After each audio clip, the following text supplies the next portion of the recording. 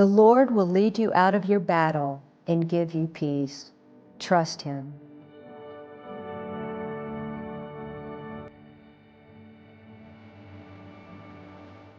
Retired from the U.S. Army after 24 years of service and multiple years in Iraq, Phil Goldstein's duties in combat was to direct K-9 handlers and the teams to clear routes and structures of explosives to keep our troops safe. After he retired, he was dealing with PTSD and associated combat-related issues and realized he needed God back in his life. In doing so, the Lord guided him to a new purpose in life, a new mission. Today, he is committed to training dogs and help others with their best friends. This is his story. This is today's Nashville. This is faith. Well, I am so excited to sit down with you. What a day it was when we met. I don't believe in coincidence. I was searching for a dog trainer with our little Tornado, and we were at the pet store, and there you were.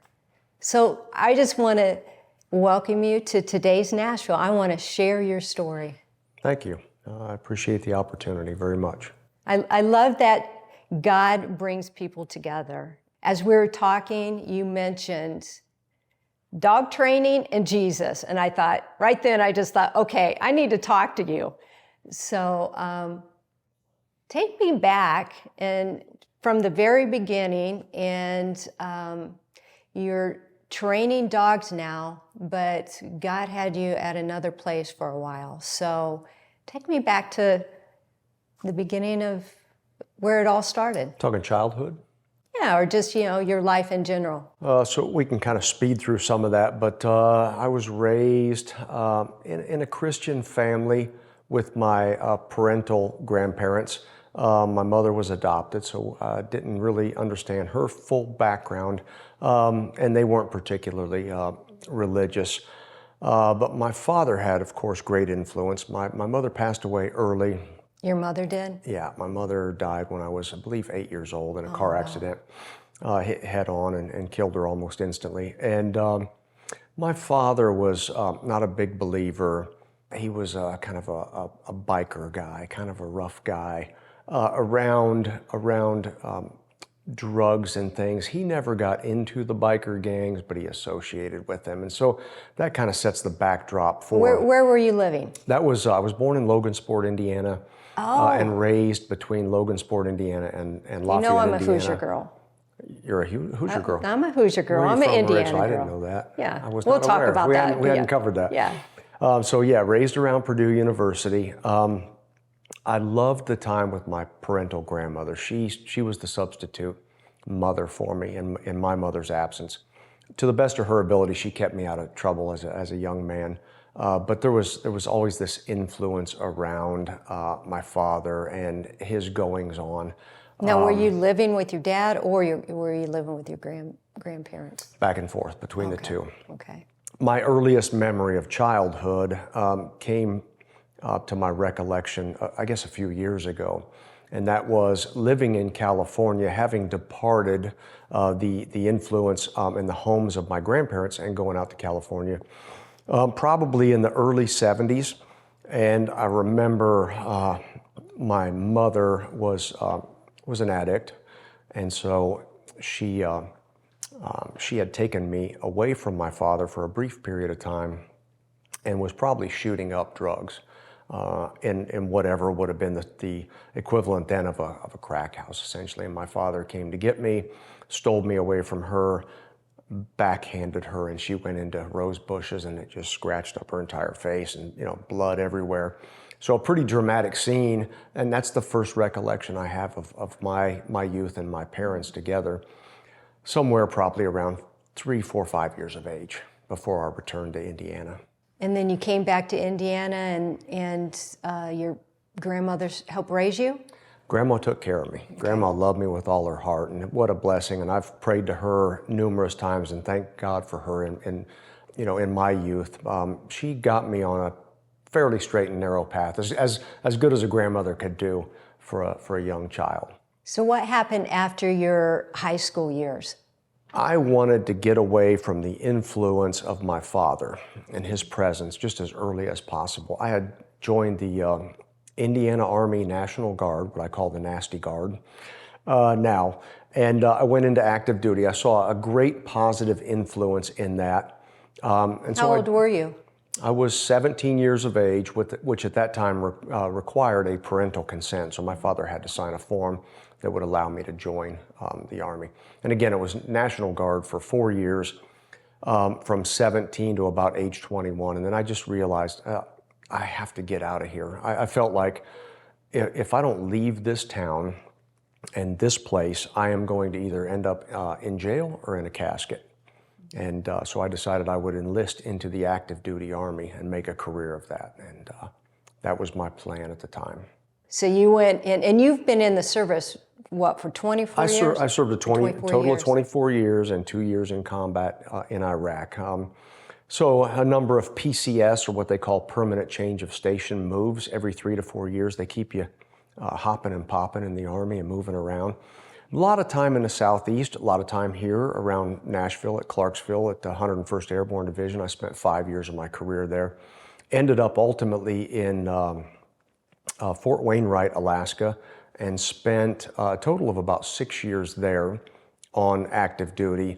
And that's where I deployed for my 2 combat tours to Iraq from, in the 1st Stryker Brigade combat team. Ironically, it's the 1st Brigade of 25th ID. Now, 25th Infantry Division is known as Tropic Lightning.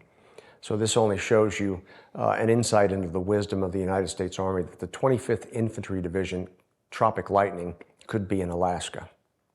There's a bit there's a bit of pun there in that, a bit of humor when it's minus 35 degrees and you're in the Tropic Lightning Division.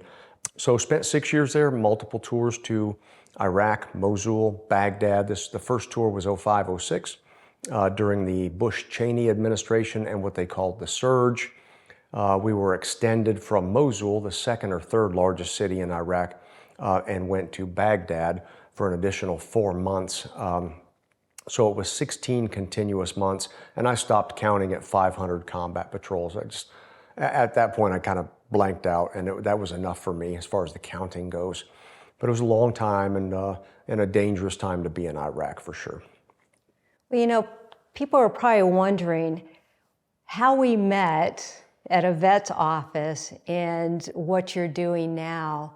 And God used you in a mighty way during your combat, because, you know, a lot of people, we love our pets, we love our animals.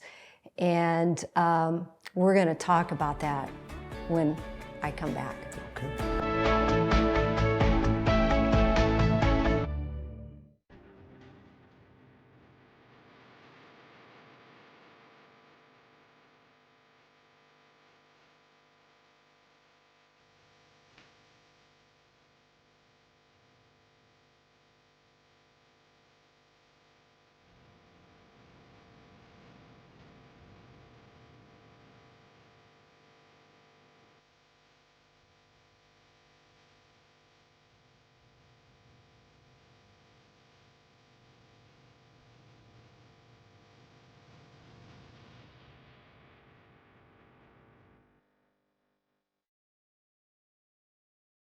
Phil, before we start talking about where God has led you today, I want to take you back a little bit. Let's talk about your grandfather who influenced your life. Yeah, my grandfather was an incredible influence. He always took me to church on Sundays.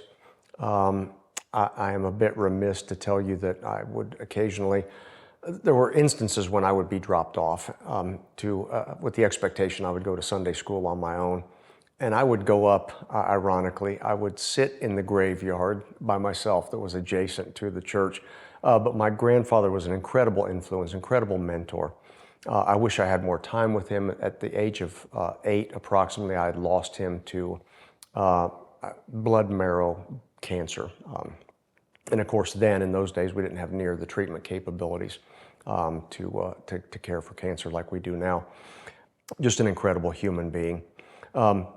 I had found a button, a jacket button on the floor in the church at one point in time, and we were riding home in the car, and I was with my grandfather, the two of us alone, and I showed him the button, and I said, "Grandfather, look what I found." And he asked me, "Where did you find that button?" And I said, "On the floor, just a shiny, beautiful button I thought was really neat as a young child." And he said, "Did you ask anyone if you could take that?" And it's just a daggone button from a jacket on the floor. And I said, "No, sir, I did not." And he turned the car around and drove me back to the church and had me go in and speak to the reverend, the pastor, and admit that I had done something wrong. I had essentially stolen this button. I had taken it without anyone's consent, and I would like to return it. So that tells a little bit about the values that my grandfather had taught me. So incredible man, lost far too early, and far too short in his capability to influence me in my life. Where is your faith at this point in your life when you were in the service? It had waxed and it had waned. In combat, my belief had fell off greatly. So yeah, throughout my 24-year career, my faith had waxed and waned, and I had gone into church and then kind of left religion and then gone back and revisited. But combat in particular made it very difficult for me to continue to believe. So when I retired from the Army in Alaska, I went to it was just too cold and too dark for too long in Alaska. After 16 years there total, I retired. I continued to do contracting work, training soldiers. I took a federal law enforcement instructor job in Glencoe, Georgia.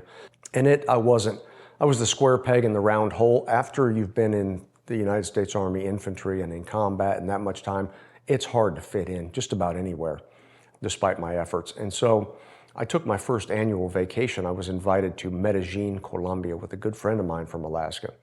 And I fell in love with the place, the jungles, the tropical mountains, wonderful people, beautiful culture. You can live there for very cheap. And so I kind of gave it all up in the United States and went there to live.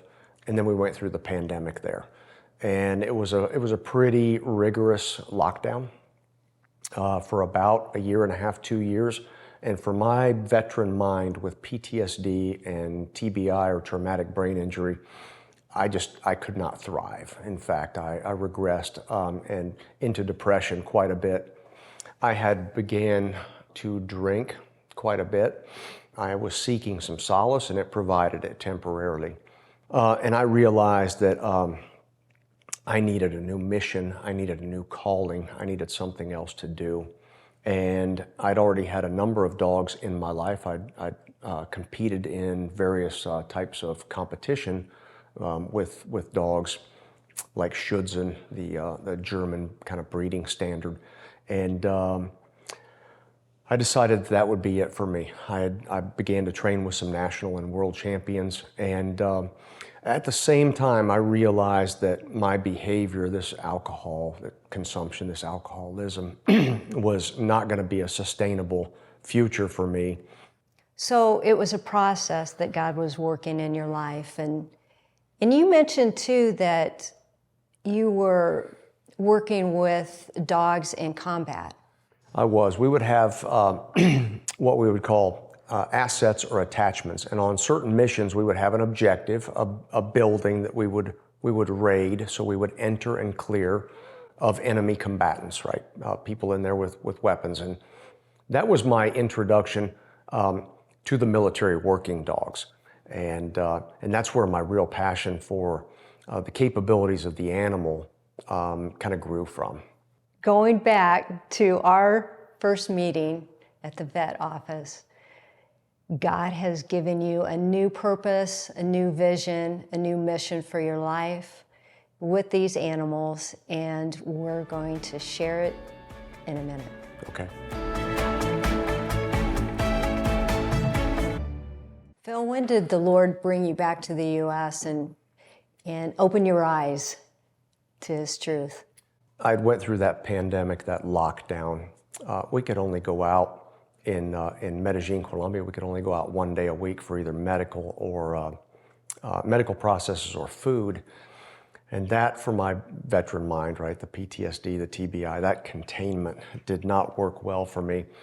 At the conclusion of the lockdown and the pandemic, the Colombian government had stated for any foreigners that had been diagnosed with PTSD, had been to combat, or had over a 60%, I believe, disability rating, they did not want to issue new or renew, in my case, an existing visa. And despite multiple motorcycles and a Jeep vehicle, I didn't even have a traffic violation there. And I was at that point in time, after being locked down and going through the pandemic in that situation, I loved Colombia and I intended to stay there for the rest of my life. And I just said, that's it, I'm done. I'm going home to the land of freedom. And, but I carried something along with me, and that was the alcohol. I brought it back with me, and I struggled with that for another, probably a good year, and continued to drink heavily. And it didn't cause problems, I guess, overt problems in my life, but inside I felt a real struggle. And I knew it was out of control. I think I used the phrase terminal velocity. I was at maximum alcohol consumption, and it was not good for me. I would just wake up every morning immediately with anxiety, and the only way I could quench that anxiety that I was dealing with was to drown it again and again and again, day after day. And finally I realized it was a dire situation, and I asked God to please come back in my life and provide me with relief. I needed help. It was out of control. I couldn't do it by myself. And I had struggled for many months knowing that the situation was out of control. And the one day that I asked God, I prayed to God and I said, I need your help. Please be here for me. Please help me with this. And the next day, I was able, I had control again. And I would call it a miracle because it was completely out of my control prior to that time. And it was just like a switch had been flipped. I had control again. And I stopped. I haven't abstained completely, but I did for 7 months. And then I said, well, I think if I've got this kind of control, I should be able to maintain control with God's help. And I have. I can have a glass of wine or a little brandy or something, and and I'm okay. And the next day, just continue my mission. And I just feel like God has blessed me with that capability where it was completely out of my hands and out of my control for many years. So I'm very thankful for that. What about your mission now? What passion has He given you today? I had mentioned that I needed a new mission. I needed, I realized, and that's what we call it in the Army. It's a task and a purpose is what comprises a mission. It's two parts, a task and a purpose. And so I feel like God has given me the ability to connect with these animals. I've trained with numerous national and world champions of dog sport. It's created a real passion for me. I'd already had Belgian Malinois, a very high drive, high energy working dog previously, and I'd done the dog sports, some of the dog sports that I had mentioned, Schutzhund, previously.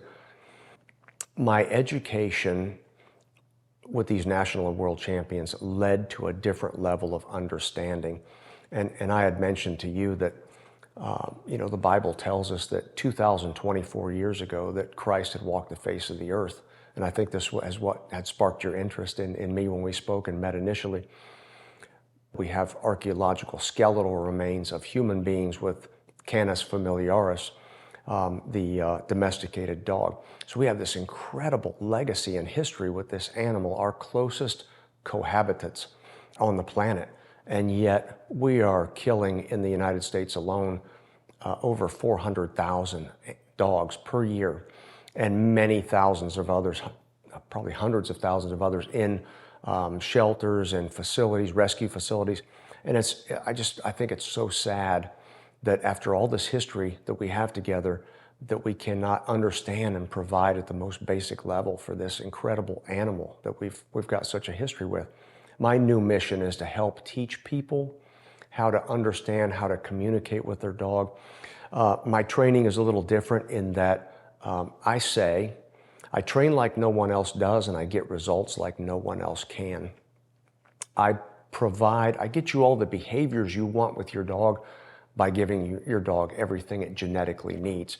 Many thousands of years, we selectively bred certain breeds, and you look at the Chihuahua and you look at the Great Dane, and as different as they are in their appearance, they are also as different in their drive, what they were purposely, selectively bred to do, whether it's guarding, companionship, herding as in run, chase, catch, and bite, livestock, sight hounds or scent hounds. I consider the genetics of the animal, what it was born and bred to do, and I incorporate that genetic drive into my training. It's something at a different level, and it's something far beyond the typical click and treat trainer that we see so much of today. And when I can tap into that dog's genetic potential, genetic drive, it flips a switch, just like God flipped a switch for me with my alcoholism. And it's really neat to see the animal almost look at me, and I can see it in their eyes, like, you get me. You totally get me. And it's such a cool moment for me, Terry, that I can look at them and go, yeah, yes, I do. And so I just feel like it's a real gift, and it's an incredible thing. And I'll do it until the day I die. Now, this is absolutely what I'm going to do. It's my passion.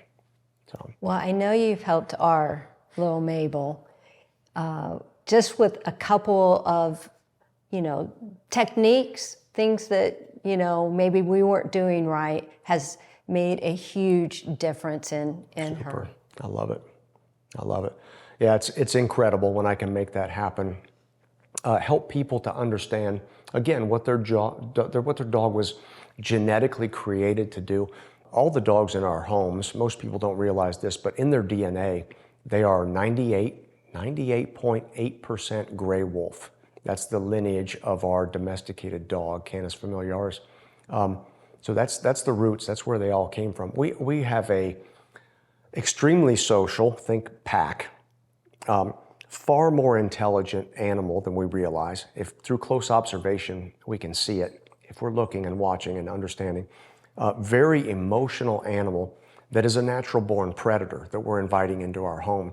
Many of them run upwards of 35 miles an hour and have 42 teeth. I like to be a part of creating a great relationship, because with an animal that runs 35 miles an hour and has 42 teeth, I think it's a good idea to have a good relationship with that animal that we're inviting into our home. Sometimes multiples of that same species. So. Or even just a little one like, Mabel, who's a Boston Terrier. Got to watch your ankles. And yeah. Watch your feet. So your company is Supreme Canine. Supreme Canine here in Nashville, Tennessee, yes. And you're training all kinds of dogs and... All breeds, yes, absolutely. I love them all, from big to small. I guess that's a new plug for me. I've never said that before, but I do. I certainly love them all. Bringing some peace to the world through, it's going to sound funny, but through a little bit of violence, the capabilities of certain breeds to apprehend, criminals, to protect good people, good families. That's another side kind of passion of mine that I really love. I just love that people can be defended and protected by these very capable animals. But not everyone needs that. And so just the simple companionship is a beautiful thing. But we have to understand what that dog needs and provide for those needs through our understanding of what it is we're actually interacting with and what their biological and genetic needs are. Well, Phil, thank you so much for sharing your story, your journey, and I pray many blessings on you. It's an incredible pleasure. I thank you so much for having me. Thank you, Phil. My friends, the Lord will fight your battles and give you peace. Just trust Him today. This is today's Nashville. This is faith.